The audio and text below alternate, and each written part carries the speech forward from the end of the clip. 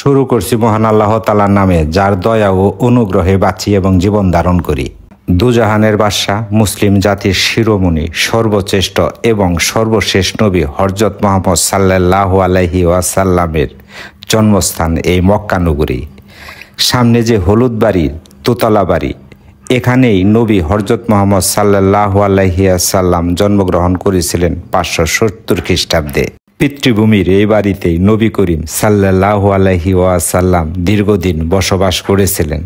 স্মৃতিবিজড়িত নবীর এই বাসভূমিতেই লক্ষ লক্ষ পর্যটকরা আসেন এবং ঘুরে দেখেন।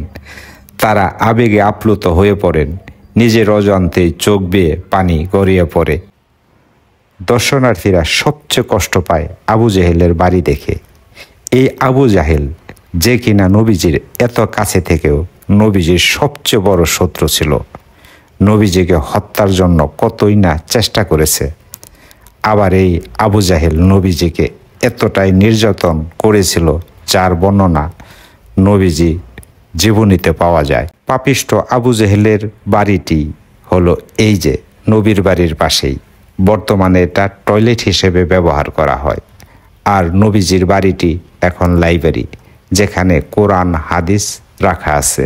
মহান রব্বুল আলামিন এভাবেই হক আর বাতিলের পার্থক্য করে থাকেন আর আমাদের চোখে আঙ্গুল দিয়ে দেখিয়ে দেন। মক্কা নগরীতে মুসলিম উম্মার জন্য কত ঐতিহাসিক নিদর্শন যে ছড়িয়ে ছিটিয়ে আছে, যতই দেখছি ততই অবাক হচ্ছি। সেই ধারাবাহিকতায় আজ এসেছি নবীজির জন্মস্থান, তার বসতবাড়ি পরিদর্শন করতে। যতদূর সম্ভব হয় ঘুরে ঘুরে দেখব আর আপনাদের দেখানোর চেষ্টা করব ইনশাল্লাহ। সেই সাথে ইতিহাস ও ঐতিহ্য তুলে ধরার চেষ্টা করব। ইসলাম এত সহজেই অর্জিত হয় নাই, অনেক কষ্ট, অনেক শহীদের ত্যাগের বিনিময়ে অর্জিত। সেই ত্যাগী নেতা, ইসলামের প্রতিষ্ঠাতা, আল্লাহ তাআলার মনোনীত ধর্ম যার উপর অর্পণ করেছিলেন, সেই নবীজির বাড়ির সামনে দাঁড়িয়ে এখন আমি মুসলিমদের প্রধান ধর্মীয় উপাসনার স্থান মসজিদুল হারাম থেকে সামান্য দূরের দক্ষিণ পূর্ব দিকে রাসূল সাল্লাল্লাহু আলাইহি ওয়াসাল্লামের পিতা আব্দুল্লাহর ঘরে প্রিয় নবী হযরত মুহাম্মদ সাল্লাল্লাহু আলাইহি ওয়াসাল্লাম জন্মগ্রহণ করেছিলেন। তার মায়ের নাম ছিল আমেনা। বর্তমানে নবী করিম সাল্লাল্লাহু আলাইহি ওয়াসাল্লামের জন্মস্থান হিসেবে যে এই বাড়িটি চিহ্নিত করা আছে, সেটা ছিল নবীজির পূর্বপুরুষ হাশিম ইবনে আবেদ মুনাফের মালিকানা সম্পত্তি। পরে উত্তরাধিকার সূত্রে নবীজির পিতা আব্দুল্লাহর ভাগে পড়ে। ঐতিহাসিকগণের মতে এই ঘরেই নবী করিম সাল্লাল্লাহু আলাইহি ওয়াসাল্লাম জন্মগ্রহণ করেন এবং মক্কায় অবস্থানকালে এই ঘরেই বাস করতেন রাসূল সাল্লাল্লাহু আলাইহি ওয়াসাল্লাম। আবার জানা যায় হযরত খাদিজা রাদিয়াল্লাহু আনহার সঙ্গে বিয়ের আগ পর্যন্ত তিনি এই ঘরেই বসবাস করতেন।